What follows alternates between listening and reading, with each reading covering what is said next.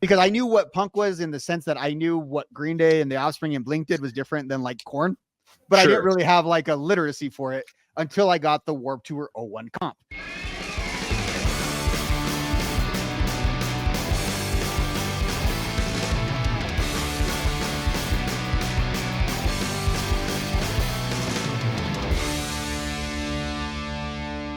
So the first song I want to talk about, though, and it is on my list, is a song that's on your list, was the Ballad of Johnny X.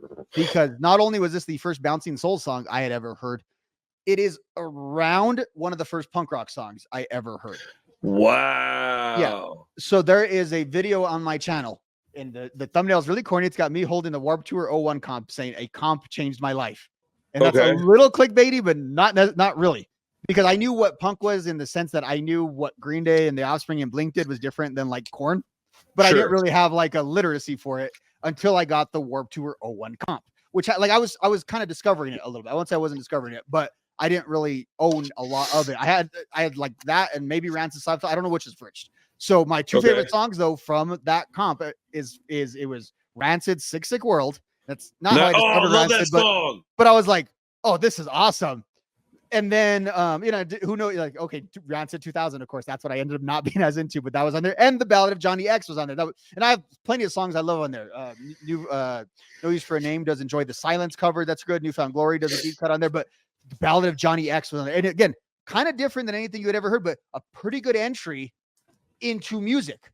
Yeah. And so that's all I knew about the Bouncing Souls for a little while, which was crazy because you told every story about your friend.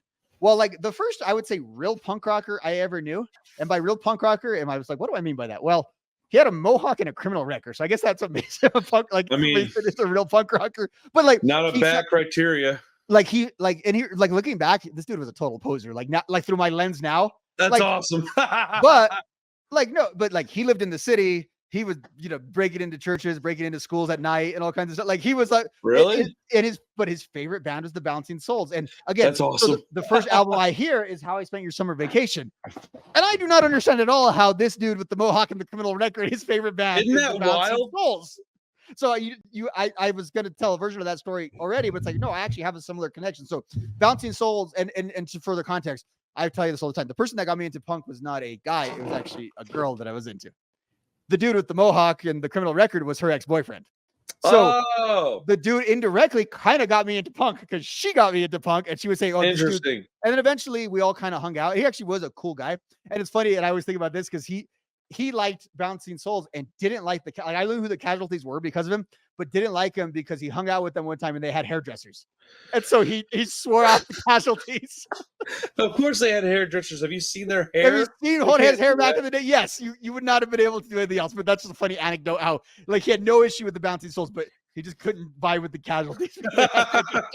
That's funny, bro. I may have said this before on this channel. I'm not 100% sure, but you mentioned that was probably your first punk song you ever heard. And I want to throw my experience out there with that. I was laying on the floor in my bedroom in 1995 listening to a radio station, and I heard the opening chords for Time Bomb. Dun, dun, dun, dun, dun, dun, dun, dun. And I was like, I literally was like, I remember, I don't know why it's so vivid in my brain. My memory is terrible. But I was laying down like this on my stomach, and my feet were behind me. Like I might have been kicking my feet and like throwing something. I don't know. I was a kid. I was just being obnoxious. Being a kid, yeah. Listening to it on a Sony boombox, and and